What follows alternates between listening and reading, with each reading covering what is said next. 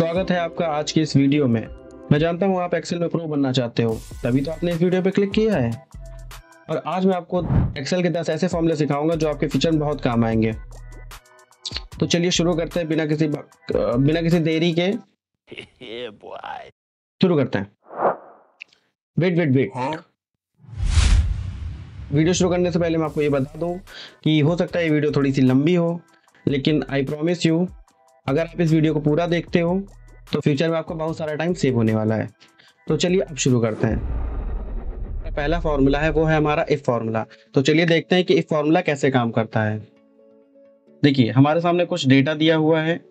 इस डेटा को समझिए। यहाँ पे डेट लिखी हुई है, यहाँ पे एम्प्लॉय के नाम है, यहाँ पे उसकी बेसिक सैलरी, देन यहाँ पे मान लीजिए हमें बोनस देना है।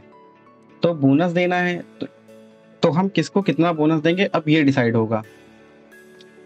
मान लेते हैं यहाँ पे जो बेसिक सैलरी लिखी हुई है इसके आधार पे हमें बोनस देना है। कंडीशन ये है कि 20,000 से अगर ज़्यादा किसी की सैलरी होगी तो उसे बोनस मिलेगा। अगर 20,000 से सैलरी कम होगी तो उसको बोनस नहीं मिलेगा। वैसे ये गलत है, लेकिन क्या कर सकते हैं, कंडीशन है, हम चेंज भी कर सकते हैं। ठीक है, तो चलिए चेंज कर देते हैं। अगर मान लीजिए 20,000 से कम किसी की सैलरी है तो उसको बोनस मिलेगा, अदरवाइज नहीं मिलेगा। ठीक है, तो यहाँ पे हम आ गए। यहाँ पे लिखा है मैंने इक्वल, फिर लिखेंगे if open bracket, logic test में आ जाते हैं।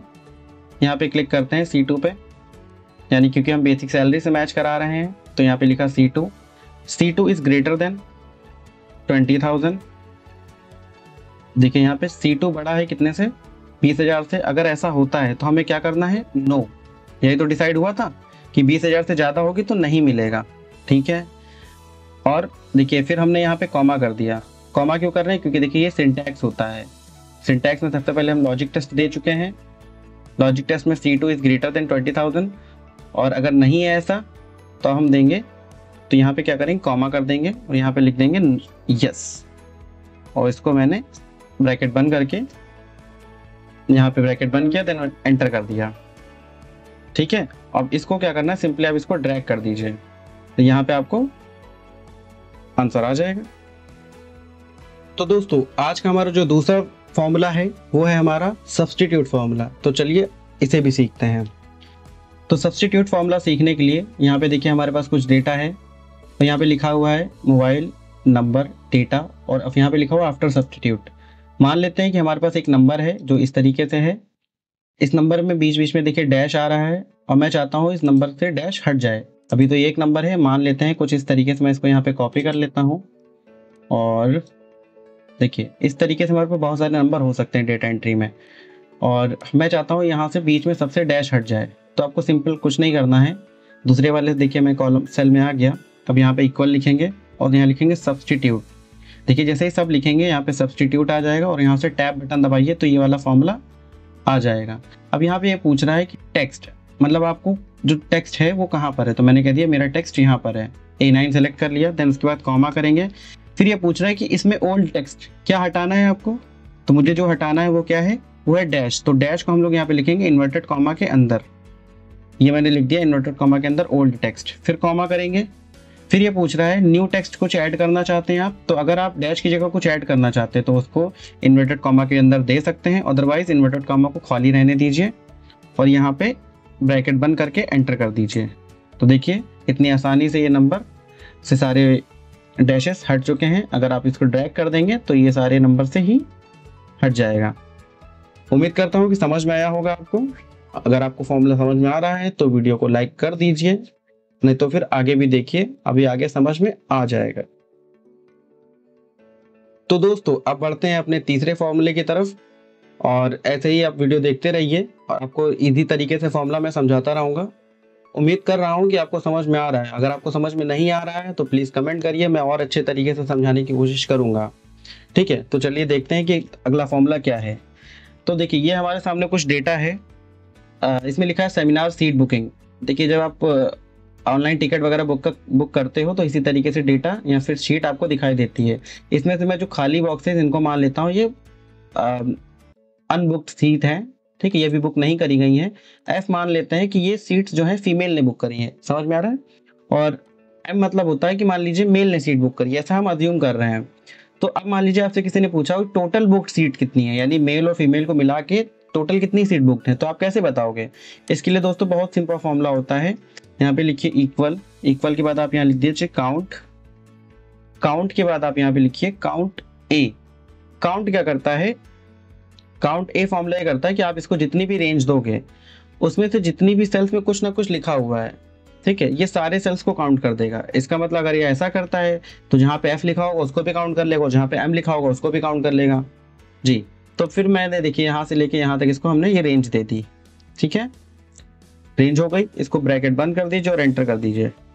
तो टोटल 136 सीट ये दिखा रहा है। अब मान लीजिए अगर हम इन 3 सीट को खाली कर देते हैं, हमने डिलीट बटन प्रेस किया तो देखिए बिल्कुल सही चल रहा है, 133 हो गया। अब मान लीजिए ये 2 सीट भी हटा देते हैं, डिलीट किया, बिल्कुल सही चल रहा है, ठीक है, 131 हो गया। अब अगर आपसे किसी ने पूछ लिया कि पेंडिंग सीट्स कितनी है, ये वैसे एक्चुअली हमारा 5वें नंबर का फॉर्मूला है, 4थे नंबर का फॉर्मूला, ये हमारा 4थे नंबर का फॉर्मूला होने वाला है। तो पेंडिंग सीट्स कितनी पूछ रहा है, तो यहाँ पे पेंडिंग सीट निकालने के लिए आपको यहाँ लिखना होगा equal COUNTA count blank. Count blank दोस्तों ये करता है कि आप इसको जितनी रेंज दोगे उस रेंज में जिन सेल्स में डेटा नहीं है, यानी कि जो सेल्स खाली हैं उनको निकाल देगा। तो अगर ये ऐसा करता है तो यहाँ पे जितनी भी सीट खाली हैं ये उनके बारे में हमें बता देगा। हमने टैब दबाया है, टैब से आपका ब्रैकेट जो है ओपन हो गया है और सिंपली देखिए मैं यहाँ से यहाँ तक इसको वापस से रेंज सेलेक्ट कर लिया और ये ब्रैकेट बंद कर दिया और इसमें एंटर कर दिया। 116 ये बता रहा है, ठीक है।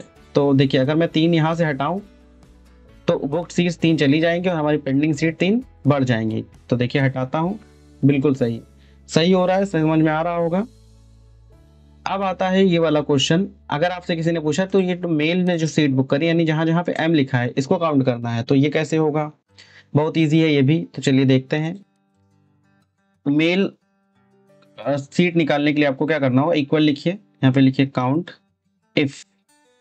काउंट इफ मतलब हमारे पास कोई कंडीशन है और हमें काउंटिंग करनी है तो हम काउंट इफ लगाते हैं। ब्रैकेट ओपन कर दिया, इसमें देखिए सबसे बोलता है पहले कि रेंज दीजिए, तो हम क्या कहते हैं कि ये वाली जो है ये रेंज है, राइट।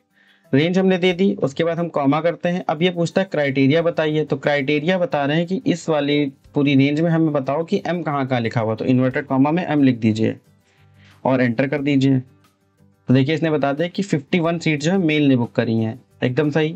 इसको भी चेक करते हैं, देखिए 3 एम है, इसको डिलीट कर देते हैं, 3 एम डिलीट कर देंगे तो देखिए यहाँ पे 48 आ गया, 51 था, 3 कम हो गया। इसी तरीके हम फीमेल के लिए भी निकाल सकते हैं। देखिए यहाँ पे इसको equal count if open bracket, range वापस से वही दे देंगे। अब इस बार लेकिन हमारा क्राइटेरिया चेंज हो जाएगा, क्योंकि फीमेल के लिए निकालना, तो फीमेल के लिए हमने यहाँ पे एफ लिख रखा है, तो यहाँ पे इन्वर्टेड कॉमा, उसके बाद एफ, उसके बाद इन्वर्टेड कॉमा क्लोज कर देते हैं, देन एंटर कर दीजिए।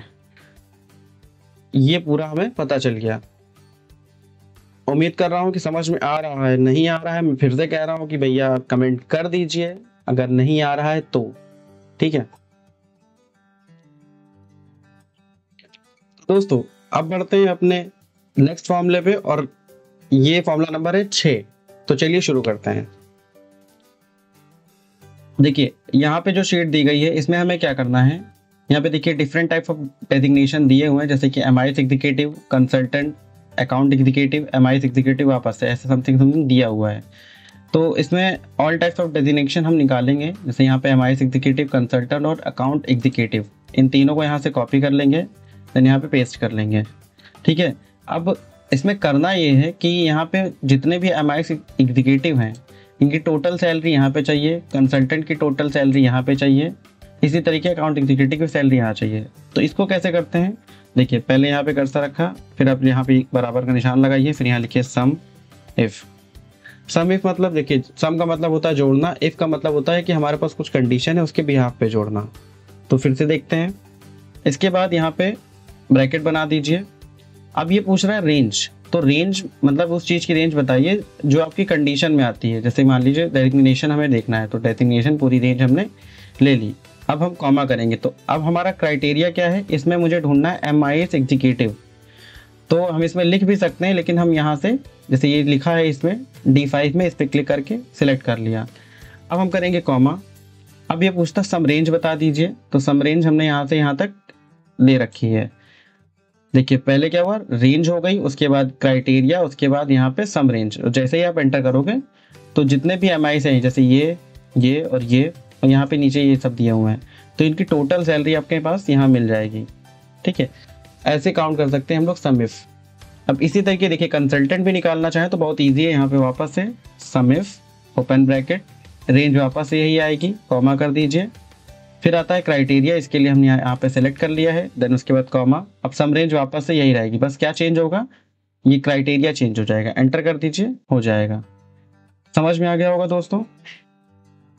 अकाउंट एग्जीक्यूटिव आप निकालिएगा और मुझे बताइएगा कि क्या आंसर इसका आया है। ठीक है, तो दोस्तों अब बढ़ते हैं अपने 8वें नंबर के फॉर्मूले पे, जो कि है हमारा सम इफ्स फंक्शन। सम इफ्स में क्या होता है, जैसे अभी हमने सम इफ सीखा उसी तरीके इफ्स है। इफ्स मतलब मल्टीपल कंडीशन हम लोग दे सकते हैं। फिलहाल हम यहाँ पे 2 कंडीशन देंगे आपको समझाने के लिए, आप इससे ज़्यादा कंडीशन भी दे सकते हो। तो चलिए शुरू करते हैं। देखिए यहाँ पे जो डेटा है उसमें देखिए ट्रांजेक्शन टाइप है, और यहाँ पे डेबिट एंड क्रेडिट कुछ इस तरीके से लिखा हुआ है। अब मुझे यहाँ फाइंड ये करना है कि पहले तो डेटा में हमें देखना है कि हमें ऑनलाइन होना चाहिए, उसके बाद हमें यहाँ डेबिट क्रेडिट में देखना है ऑनलाइन प्लस डेबिट, ये दोनों कंडीशन जब मैच होंगी तब हमें इस अमाउंट को मैच करना है, अदरवाइज नहीं। फॉर एग्जांपल देखिए जैसे कि यहाँ पे ऑनलाइन है और ये क्रेडिट है, तो एक कंडीशन तो मैच हो रही बट दूसरी नहीं हो रही है, तो ये ऐड नहीं होगा। तो इसको कैसे करते हैं आइए देखते हैं। फॉर एग्जाम्पल हम यहाँ पे निकालते हैं डेबिट प्लस ऑनलाइन, इसको यहाँ पे निकाल रहे हैं, तो इक्वल पे दीजिए यहाँ पे, फिर यहाँ लिखिए सम इफ्स, ब्रैकेट ओपन कर दीजिए। अब देखिए सबसे पहले आप इसमें मांग रहा है सम रेंज, सम रेंज मांग रहा है, तो हम इसको क्या करेंगे, यहाँ से लेके यहाँ तक सिलेक्ट कर लेंगे। ठीक है, अब क्या करेंगे, अब हम यहाँ पे कॉमा देंगे। अब ये पूछता है क्राइटेरिया रेंज 1, क्राइटेरिया रेंज 1 मतलब आपकी जो भी पहली कंडीशन है उसका क्राइटेरिया क्या है, तो इसमें हम पहले ये भी सिलेक्ट कर सकते हैं और यहाँ पे हम ट्रांजेक्शन टाइप भी सिलेक्ट कर सकते हैं, जो भी हमारी इच्छा। तो सबसे पहले हम क्राइटेरिया रेंज 1 में हम इसी को सिलेक्ट कर लेते हैं, ये हो गया। इसके बाद क्राइटेरिया रेंज 1 हमारा जब ऐसे सिलेक्ट हो गया, अब हम क्या करेंगे, अब हम यहाँ पे कॉमा सेलेक्ट करेंगे, यानी हम कॉमा लिखेंगे। अब क्राइटेरिया आ रहा है, क्राइटेरिया मतलब जो ये हमने रेंज दी है इसमें हमें क्या फाइंड करना, तो इसमें मुझे देखना है ऑनलाइन कहाँ पर है। तो मैं यहाँ लिख भी सकता हूँ, लेकिन मैं यहाँ से सिलेक्ट कर लूँगा कि मुझे ऑनलाइन के लिए देखना है। और अगर आप इसको एंटर करोगे तो ये भी शो कर जाएगा, क्योंकि ये कंडीशन तो फॉलो हो रही है, लेकिन मुझे अब देखना है यहाँ पे दूसरी कंडीशन भी। तो मैं यहाँ पे पहले दोबारा फॉर्मूला को एडिट मोड में लगाता हूँ और यहाँ पे अब एक बार दोबारा कॉमा दूंगा। अब ये पूछ रहा है क्राइटेरिया रेंज 2, अब यहाँ पे इसको रेंज 2 दे दीजिए, ये वाली रेंज 2 है हमारी। अब एक बार कॉमा करेंगे।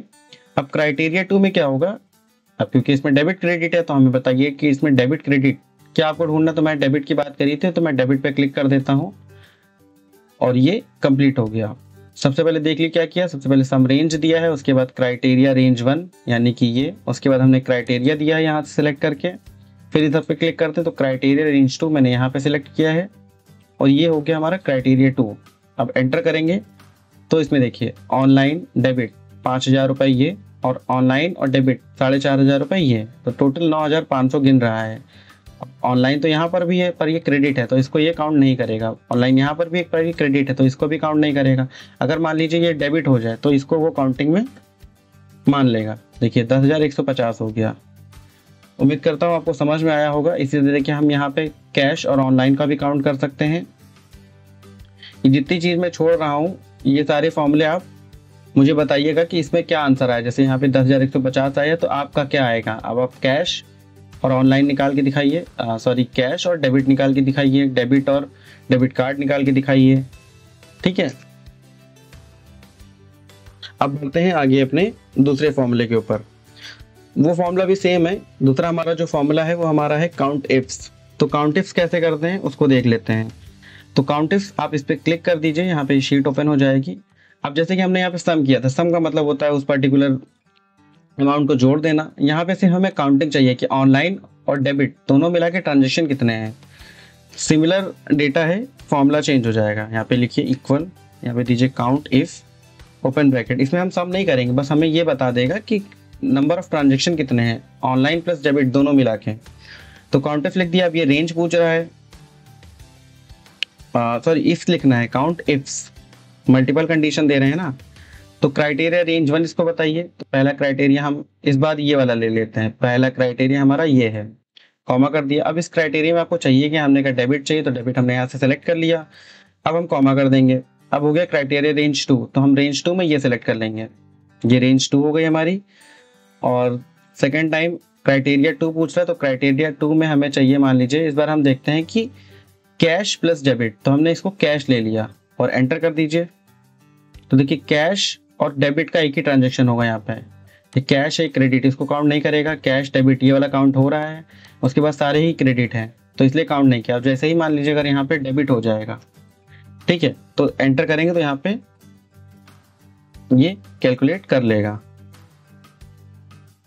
इस तरीके से। तो दोस्तों उम्मीद करता हूँ आपको ये वीडियो अच्छा लगा होगा। इस वीडियो में अगर कुछ भी कमी है या कुछ भी अगर आपको अच्छा नहीं लगा, आप कुछ और एक्सेल में सीखना चाहते हो, तो प्लीज़ मुझे कमेंट करके बताइए ताकि मैं उस टॉपिक पे वीडियो बना सकूं। और अगर आपको इसमें थोड़ा सा भी सीखने को मिला है तो प्लीज़ इस चैनल को सब्सक्राइब कर दीजिए। मिलते हैं अगले वीडियो में।